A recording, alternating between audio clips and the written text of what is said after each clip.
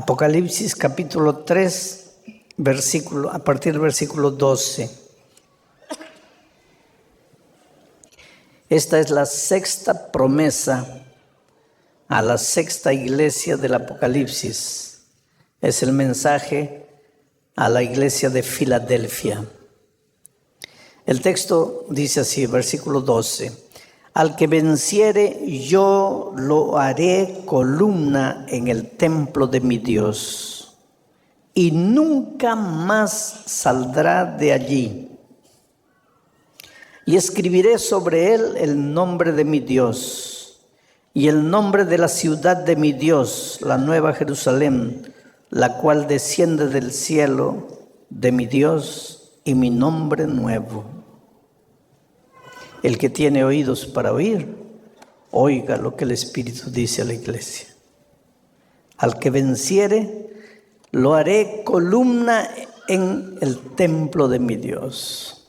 Vamos a entender en qué consiste esta promesa. ¿Qué cosa quiere decir que Dios te va a hacer columna en el templo? ¿Qué quiere decir ser columna en el templo? En primer lugar, tienes que entender que muchas partes de la Biblia, especialmente del libro de Apocalipsis, son simbolismos. Cuando tú ves una palabra, tienes que tratar de entender lo que esa palabra significa. Pero no tienes que tratar de explicar tú, sino de buscar la explicación en la palabra de Dios, porque la propia palabra de Dios explica. A veces los seres humanos estamos dándoles explicaciones humanas a los textos bíblicos y ahí nos metemos en problemas. Pero hay un principio de hermenéutica. Hermenéutica es la ciencia de la interpretación bíblica.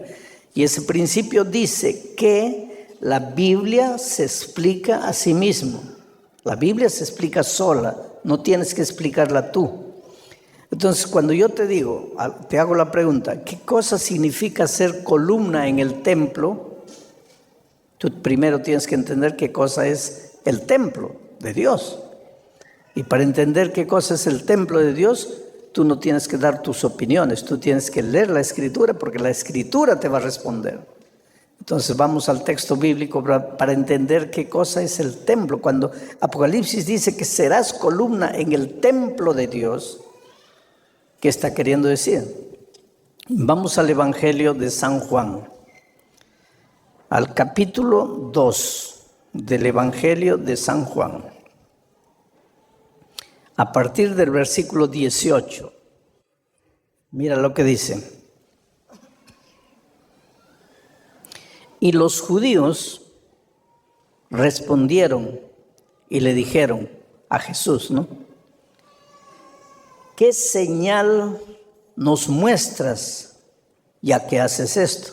Porque los judíos dudaban de Jesucristo. Los judíos no creían que Jesús era el Hijo de Dios, que era el propio Dios.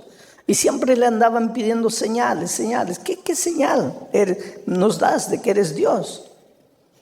Y los judíos respondieron y le dijeron, ¿qué señal nos muestras ya que haces esto? Versículo 19, Jesús respondió y les dijo, destruid este templo y en 3 días lo levantaré. Dijeron luego los judíos, en 46 años fue edificado este templo, y tú en 3 días lo levantarás. Pero Jesús hablaba del templo de su cuerpo. Interesante, ¿no? Jesús estaba pasando con los judíos, sus discípulos, cerca del templo de Jerusalén. Y los judíos le preguntaron a Jesús, a ver, danos una señal, una muestra, pruébanos que tú eres Dios.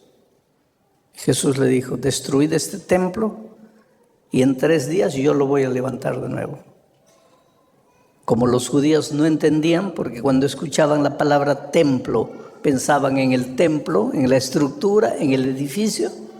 Entonces los judíos pensaron, pero estás loco. Si nos ha llevado 46 años para construir el templo, ahora tú en 3 días lo vas a levantar de nuevo. Y entonces el texto dice, pero Jesús no estaba hablando del templo de piedras, de cemento, de ladrillo. Jesús estaba hablando de su cuerpo, porque su cuerpo es el templo espiritual. Entonces, cuando Jesús dice que si vences te va a hacer columna en su templo, no está hablando en el templo físico. Está diciendo que tú vas a ser columna en su cuerpo. Y ahora se complican las cosas más. ¿Cómo es que yo voy a ser columna en el cuerpo de Cristo?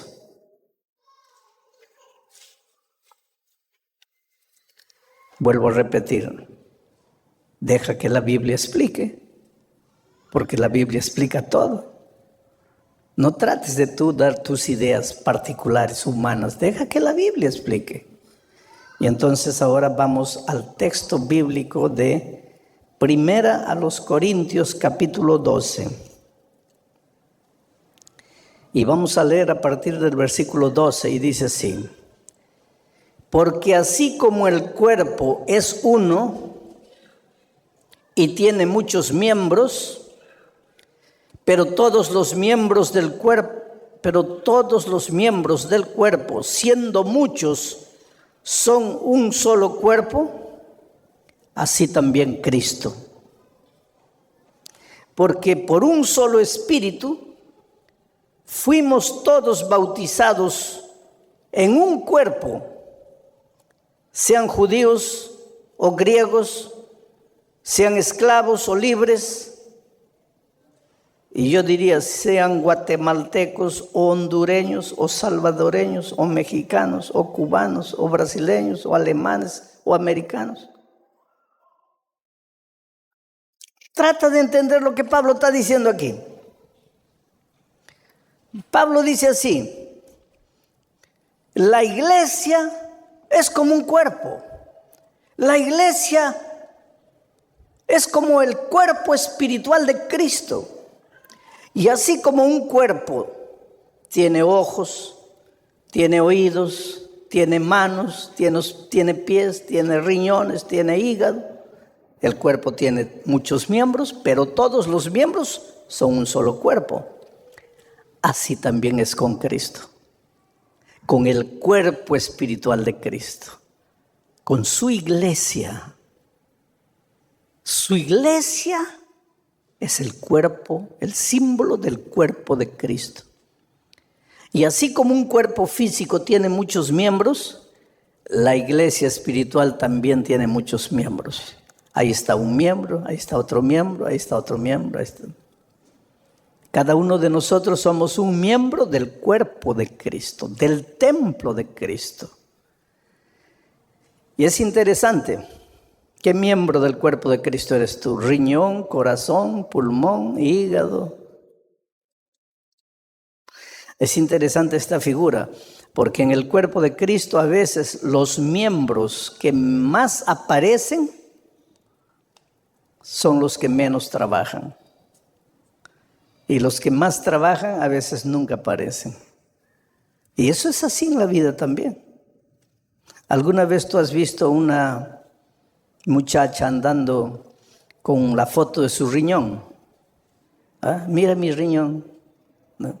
Pero has visto a una muchacha andando con la foto de sus ojos. Mira mis ojos, azules, bonitos, verdes.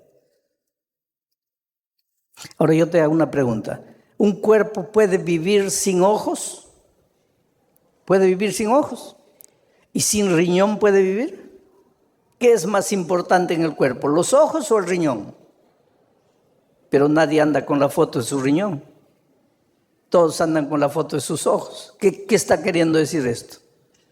Que a veces en la iglesia los que más aparecen no son los más indispensables. Y a veces los más indispensables nunca aparecen. Cuando tú entras a la iglesia tienes que tener conciencia de eso. Por ejemplo, en esta campaña evangelística, ¿quiénes están trabajando? Mira, ¿quién levantó esos focos con las lámparas? ¿Quién está atrás de las cámaras? ¿Quién está en los computadores? ¿Quién controla el sonido? ¿Quién limpió la iglesia? ¿Quién colocó las flores? ¿Ah? ¿Quién visita a las personas en las casas para estudiar la Biblia con ustedes? No soy yo. Yo no hago nada de eso. Yo salgo del hotel, vengo aquí y estoy 1 hora aquí, todos ustedes mirándome. Y termina y me vuelvo al hotel. No trabajé nada. Y las cámaras me están agarrando, mi rostro está yendo para todo el mundo. Y el hermano que cargó la lámpara, el hermano que colocó la flor, el hermano que barrió el piso, ¿por qué no mandan el rostro de él para todo el mundo? Es que así es la vida. Así es la vida. Y en la iglesia de Dios también son las cosas a veces así. Nunca te sientas insignificante en la iglesia de Dios. Nunca te sientas, no, yo no soy nada, yo no soy nadie, a mí nadie me saluda, a mí nadie me da importancia. No, nunca. Porque una vez yo estaba hablando justamente del cuerpo de Cristo en el Brasil y dije, cada uno de ustedes es un miembro. ¿Quién eres tú? ¿El brazo derecho? ¿La mano derecha? ¿Cuál de los dedos de la mano derecha? Cada uno es un miembro. Hay una viejita levantó la mano y dice, pastor, ¿yo qué seré? Yo seré un pelito. Como diciendo, yo no soy nada. Un pelito, ¿qué es un pelito? Un pelito, querido, cada mañana cuando yo me veo en el espejo, veo la importancia de un pelito. Entonces nunca digas yo soy un pelito, yo no soy nadie. Tú puedes ser un pelito, sí, pero eres importante. Cada uno tiene su lugar en la iglesia de Dios. Unos hablan, otros no hablan. Pero es que el que habla es boca. El que no habla es pie. ¿Cómo la boca vendría aquí a hablar si el pie no hubiera querido venir? Pues entonces el cuerpo funciona así. Todos los miembros, cada uno desde su punto de vista, desde su esquina, trabaja, colabora y ahí el cuerpo funciona. Tú eres miembro del cuerpo. Tú eres columna. ¿Que para qué sirve la columna? Porque en la columna se sostiene toda la estructura. Tú eres columna del templo de Dios. Pero para eso, mira lo que tienes que hacer. Ahí vamos a volver a leer el texto de 1 Corintios 12. Porque así como el cuerpo es uno y tiene muchos miembros, pero todos los miembros del cuerpo, siendo muchos, son un solo cuerpo, así también es Cristo. Porque por un solo espíritu fuimos todos bautizados en el cuerpo de Cristo. La única puerta de entrada para ser columna en el templo de Dios es el bautismo. Esa es la puerta de entrada para que seas columna en el templo de Dios. ¿Y por qué la promesa a la iglesia de Filadelfia dice, al que venciere yo lo haré columna en mi templo? ¿Por qué? Porque tienes que vencer. ¿Vencer qué? Vencer el miedo, vencer el preconcepto, vencer las dudas, porque las grandes dificultades que tú tienes para bautizarte son las dudas. Porque muchos de ustedes ya están estudiando la Biblia, pero piensan así, ¿será que me bautizo? Y si me bautizo, ¿no estaré cometiendo un error? Después me voy a arrepentir de ese error. ¿Será que esta es la iglesia? Hay tantas iglesias en el mundo. ¿Será que estoy haciendo bien? ¿Será que no estoy haciendo bien? O entonces tú te preguntas así, pero yo ya fui bautizado por inmersión en otra iglesia y ahora ¿por qué me quieren bautizar de nuevo? O entonces otra interrogación que entra a tu mente y te dice así, Pero cuando yo era un bebito de 6 meses me bautizaron. Entonces yo ya estoy bautizado. ¿Por qué tengo que bautizarme de nuevo? Interesante que la Biblia responde a todas las preguntas. A todas las preguntas. Y la Biblia presenta las características de un bautismo auténtico, verdadero. Y te voy a mencionar algunas características. Mateo 28, cuando el Señor Jesús da la misión, mira lo que dice. Vamos a Mateo 28. Voy a gastar un poco de tiempo, pero tengan paciencia porque ustedes necesitan saber estas cosas. Mateo capítulo 28, versículo 18 en adelante dice: y Jesús se acercó y les habló diciendo: toda potestad me es dada en el cielo y en la tierra. Por tanto, id, haced discípulos a todas las naciones, bautizándolos en el nombre del Padre y del Hijo y del Espíritu Santo, enseñándoles que guarden todas las cosas que os he mandado, y he aquí yo estoy con vosotros hasta el fin del mundo. ¿Cuál es la primera condición para que una persona sea bautizada?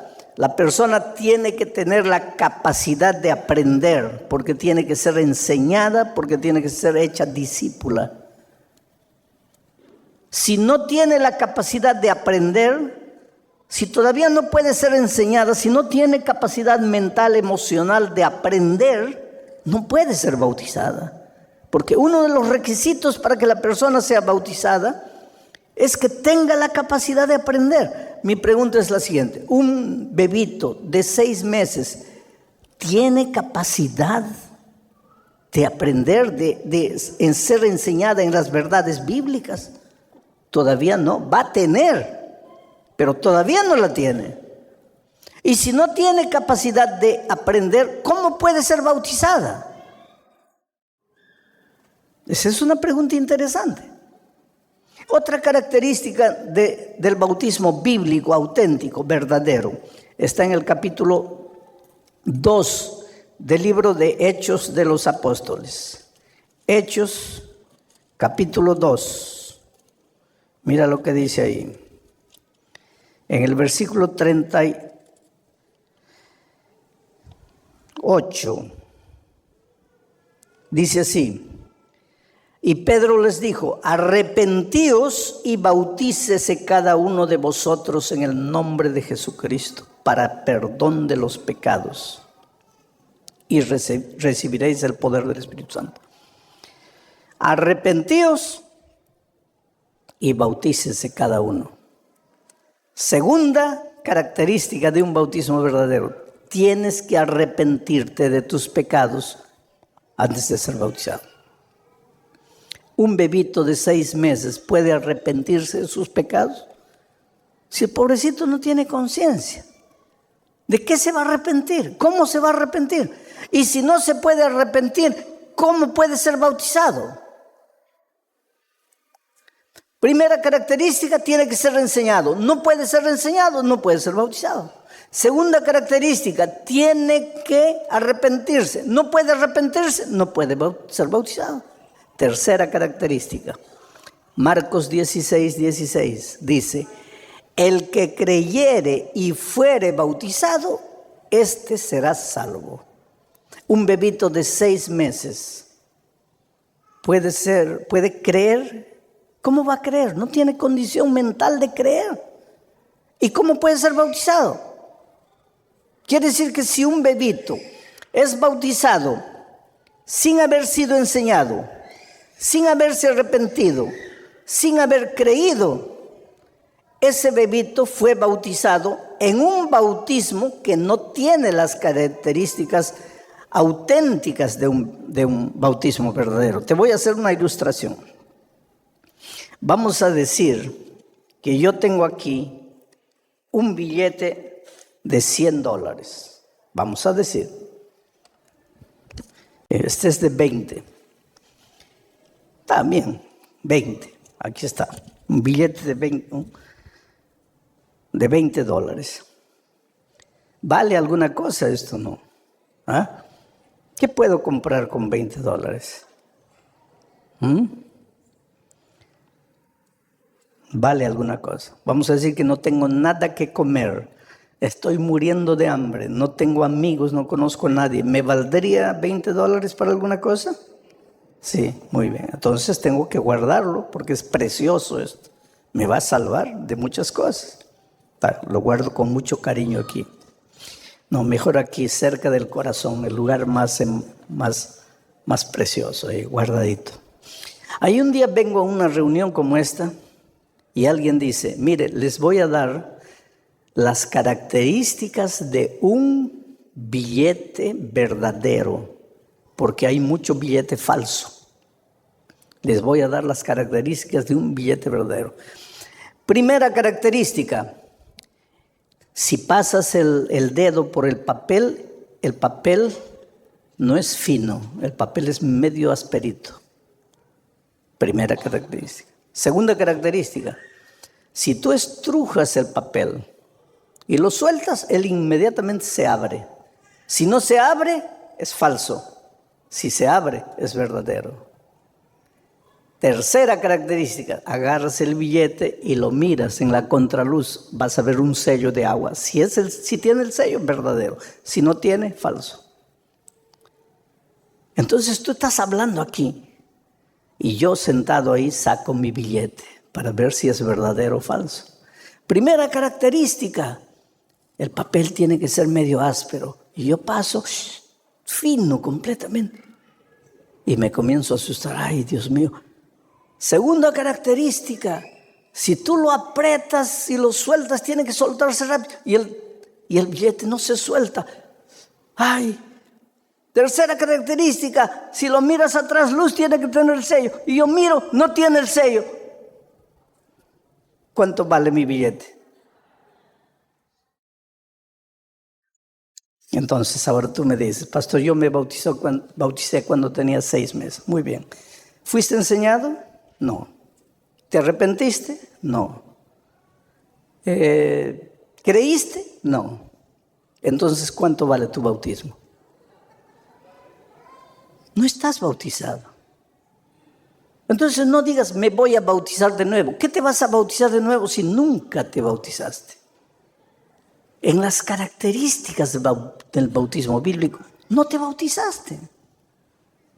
Pero ahora viene Pablo y dice, yo te haré columna, viene el ángel a la iglesia de Filadelfia y le dice, yo te haré columna en el templo de mi Dios. Vas a ser un miembro del cuerpo de Cristo. Vas a formar parte del templo espiritual de Dios, pero para eso tienes que entrar al tanque del bautismo, porque es a través del bautismo que se entra al templo de Dios. Y para eso tienes que vencer. ¿Vencer qué? Tu preconcepto. Porque ahora comienza el miedo. Ay, pero si yo me bautizo, mi pobre mamá que ya murió, ¿cómo se va a sentir la pobrecita si ella me bautizó a los 6 meses? ¿Tú te das cuenta de lo que tienes que vencer? Vas a tener que vencer. Por eso dice, al que venciere yo lo haré columna en mi templo, porque tienes que vencer temores, preconceptos y muchas cosas. Ahora, hay personas que se han bautizado con un conocimiento parcial del Evangelio. Ya conocían la Biblia, ya conocían la gracia maravillosa de Cristo y se bautizaron por inmersión. Pero después descubrieron otras verdades de la Biblia. Otras verdades de la Biblia. Entonces yo te voy a leer aquí lo que dice. ¿Se me cayó? Bueno, gracias. Hechos capítulo 19. Pablo llegó a Efeso y encontró gente que ya se había bautizado. Ya había sido bautizada por inmersión en el agua, pero había sido bautizada con un conocimiento parcial del Evangelio. Mira, la historia dice así. Aconteció que entre tanto que Apolos estaba en Corinto, Pablo, después de recorrer las regiones superiores, vino a Efeso Y hallando a ciertos discípulos les dijo: ¿recibisteis el Espíritu Santo cuando creísteis? ¿Oísteis hablar del Espíritu Santo? ¿Sabéis lo que es el Espíritu Santo? Y ellos le dijeron: ni siquiera hemos oído si hay Espíritu Santo. O sea, ellos habían sido bautizados por inmersión, pero nunca habían escuchado el tema del Espíritu Santo. No sabían nada, no habían oído nada. Versículo 3. Entonces Pablo les dijo: ¿en qué pues fuisteis bautizados? Ellos dijeron: en el bautismo de Juan. Dijo Pablo: Juan bautizó con bautismo de arrepentimiento, diciendo al pueblo que creyesen en aquel que vendría después de él, esto es, en Jesús el Cristo. Cuando oyeron esto, ellos fueron bautizados de nuevo en el nombre del Señor Jesucristo. Aquí está una cosa interesante. Creyentes que ya se habían bautizado por inmersión, pero no habían conocido todas las verdades bíblicas. Y cuando Pablo llega y les dice: pero ustedes ya conocen el tema del Espíritu Santo, ellos dicen: ni siquiera hemos oído hablar de ese tema, pero aquí está, mira, aquí está. Entonces, ¿cómo se bautizaron ustedes? Pues con el conocimiento que teníamos, que Juan nos enseñó.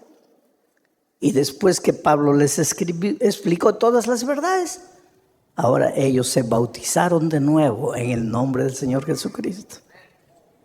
O sea, si tú has sido bautizado con un conocimiento parcial del Evangelio, pero después llega un conocimiento mayor del Evangelio, no tengas miedo de bautizarte, aunque te hayas bautizado por inmersión. Porque eso es lo que hicieron estos discípulos. Pero queridos, es evidente que todos en el fondo tenemos miedo de lo desconocido, porque el ser humano es muy afianzado a sus raíces. Entonces, bautizarse quiere decir salir de lo que conoces y pisar en lo que no conoces. Entonces, eso te provoca un cierto miedo. Pero estos días estamos viendo que la puerta de entrada es el bautismo. Y por eso, si tú todavía no te has bautizado en el bautismo auténtico de la Biblia, o si te has bautizado por inmersión con un conocimiento parcial del Evangelio, pero ahora llegó el conocimiento completo del Evangelio, no tengas miedo en bautizarte. Sabes que a veces Dios llama, y tú no quieres. Dios sigue llamando. Dios te llama con tanto amor, con tanto cariño, ¿sabes? Pero el ser humano dice no. Y Dios insiste. Y yo no sé hace cuánto tiempo tú estás conociendo la palabra de Dios y estás diciéndole no al Señor Jesucristo. Una vez una señora me invitó a su casa. Ella era miembro de iglesia. El esposo no quería saber nada de la iglesia. El esposo literalmente odiaba a los adventistas. Odiaba a los pastores. El esposo maltrataba a la esposa por causa de la fe. Ella fue una mujer valiente que tomó la decisión de bautizarse. Pero después de eso, el esposo le hizo la vida un infierno.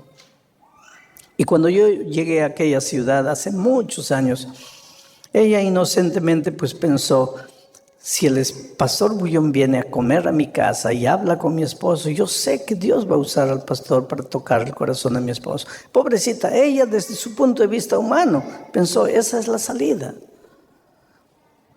Pero decía: ¿cómo lo traigo al pastor Bullón? ¿Cómo lo traigo a mi casa al pastor Bullón? Entonces usó un argumento que yo no pude rechazar, porque me dijo así: mire, mi esposo, todos los pastores lo conocen, él no quiere saber nada de la iglesia adventista, él odia a los pastores, odia a la iglesia, pero a usted, él lo quiere. Y si usted viene a la casa, porque él lo está invitando para almorzar, venga. Y pues yo dije, pues, si yo no voy, puede ser que ese hombre se pierda solo porque no fui. Pues voy. Y cuando llego a la casa me doy cuenta que el esposo no me invitó para nada. Que el esposo no quería saber y me odiaba tanto cuanto a los otros pastores. Pero ya estaba metido en la boca del lobo, ya no podía salir. El hombre me miraba. No, era un ambiente horrible, horrible, porque él no me quería, él no decía bienvenido, yo estaba contra la voluntad de él, pero ella, pobrecita, me llevó engañándome para ver si tocaba el corazón del esposo. Entonces llegó la hora del almuerzo, se sirvió, yo me senté ahí, pero una situación incómoda, completamente incómoda. ¿Cómo tú te sentarías a la mesa de un hombre que no te quiere ahí? Y esa era mi situación, completamente incómoda. Y para remate, en medio del almuerzo, la esposa me pisca el ojo, como diciendo, pastor, ya empiece a hablarle. ¿Cómo le hablo si no había abertura para eso? No habría. Y una segunda vez me pisca el ojo. Y yo dije, no, si el hombre se da cuenta que ella me está piscando el ojo, aquí nos mata a los dos. Y pues antes que me comprometa más, ya le hablé al hombre, ¿no? Y el hombre se levantó, golpeó la mesa así. Dice, mire, yo no lo invité a mi casa, pero lo recibí. Y lo mínimo que yo espero es que usted me respete. Yo no me meto a su casa a querer convencerlo a usted de nada. Usted no puede entrar a mi casa a querer convencerme que su iglesia es la verdadera y que la mía no. Y yo lo recibí. Yo respeto a mi esposa. Lo mínimo que espero es que ella me respete a mí. Aquel almuerzo es inolvidable en mi vida. Me fui, pasaron años, ¿sabe? Casi 10 años. Y un día vuelvo a esa ciudad a predicar una noche. Y cuando salgo ella viene atrás, pastor, ¿se acuerda de mí? Yo nunca me olvidaría de esa señora. Sí, hermana, me acuerdo de usted. Mi esposo quiere que lo visite en la casa. Yo le digo, mire, hermano, yo me acuerdo la última vez que él me invitó a su casa. No, pastor. Y ahí empezó a llorar. Y me dice, ahora sí, pastor. Él está bautizado, él es miembro de iglesia, solo que él no puede caminar. Y especialmente en el invierno, así en el frío, le duelen los huesos, él no puede. Él cuánto hubiera querido venir. Porque él quiere pedirle perdón por lo que le hizo hace años. Yo le digo, pero hermana, ¿cómo finalmente él se bautizó? ¿Cómo? Me dice, pastor, es una historia dolorosa. Mi esposo no quería saber nada de Jesús, usted sabe, pero una noche, borracho, venía de una fiesta, ebrio, dirigiendo su carro, salió de la carretera. No murió, pero quedó 8 meses entre la vida y la muerte. En ese tiempo el socio de la empresa de él se apoderó de la empresa. Cuando él salió condenado a una silla de ruedas para el resto de la vida. Y se dio cuenta que había perdido la empresa, que el socio bandido se apoderó de la empresa. Para la recuperación de él tuvimos que vender propiedades, no tenemos nada, vivimos en una pequeña casa.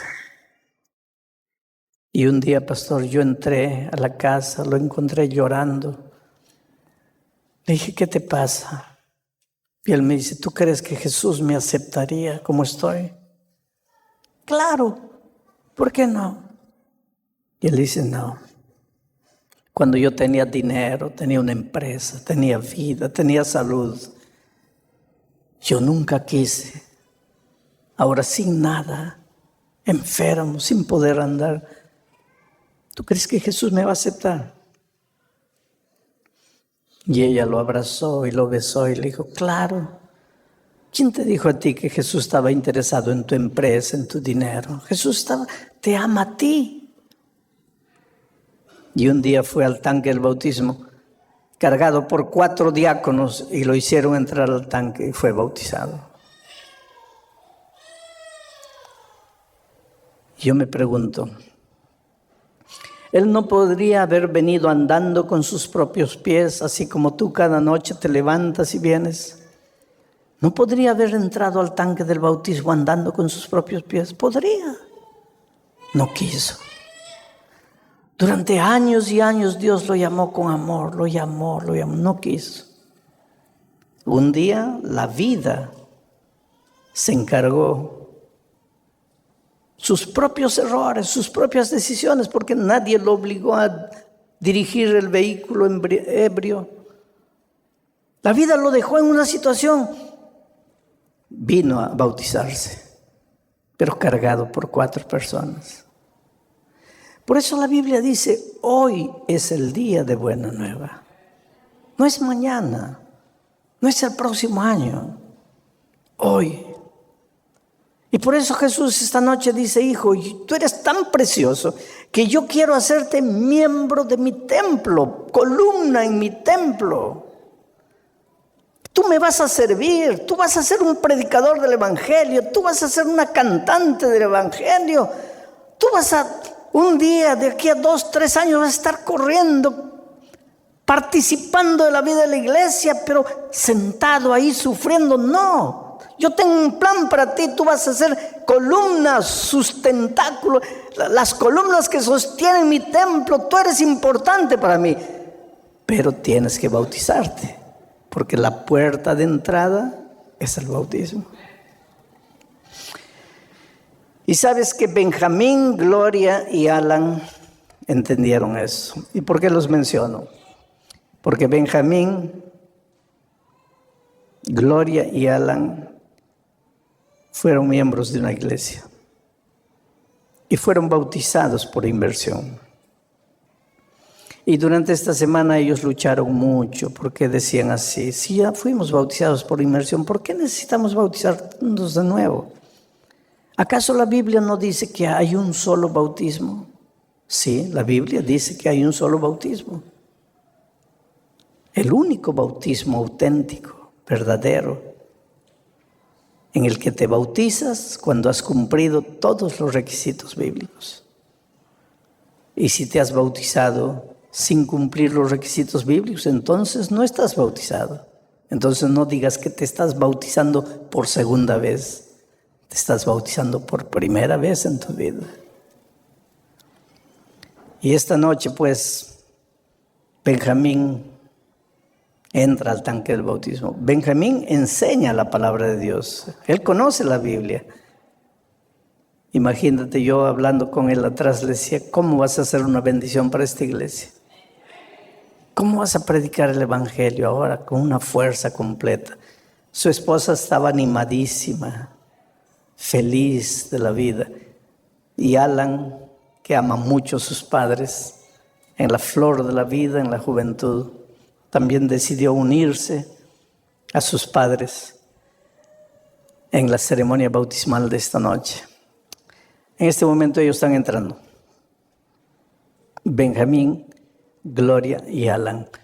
Y si tú estás sufriendo en tu corazón, luchando para vencer el miedo, el preconcepto, el temor, la duda, yo estoy orando en tu corazón para que Dios haga maravillas en tu vida. Y tú formes parte de las columnas del templo. Y tú seas un miembro activo de iglesia. Y Dios haga maravillas a través de tu vida. Miren qué linda familia. Qué linda familia, ¿no? Qué linda familia. ¿Sabes? Ellos, como toda familia, tienen sus luchas, sus dificultades de relacionamiento. Son una familia normal, humana, pero una familia que ama a Jesús. Y Jesús los va a ayudar, pero ahora en este momento cuando salgan del agua ya son columnas del templo de Dios. queridos, por la decisión que han tomado, para que nuevamente ustedes sientan en su corazón la paz del Evangelio, de la gracia maravillosa de Cristo, para que caminen en caminos de victoria, de obediencia a la palabra de Dios, y para que sean columnas en el templo de Dios. El pastor Francisco, como ministro del Evangelio, los bautiza en nombre del Padre, del Hijo y del Espíritu Santo. Amén.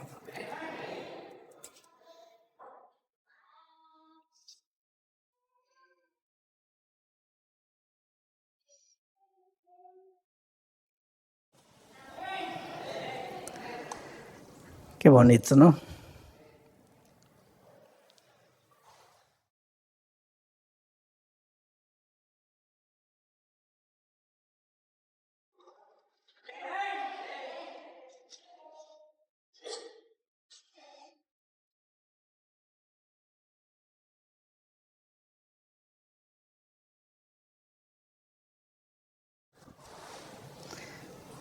Dense un abrazo ahí. Quiero que se den un abrazo así, muy bien. Qué bonito, ¿no?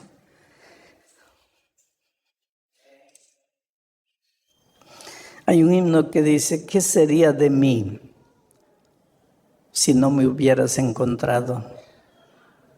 ¿Dónde estaría yo si no me hubieras buscado? Sería como un pájaro herido. Vagaría sin rumbo, sin dirección. Dios te encuentra en la vida como una piedra bruta, pero ve dentro de ti el diamante que existe. Y si tú le entregas la vida, Él te va lapidando, te va lapidando, te va lapidando.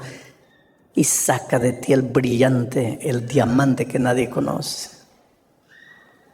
Entrégate a Jesús, ríndete a Jesús. El llamado de esta noche no es para todos. Los miembros de iglesia bautizados ya un día tomaron su decisión.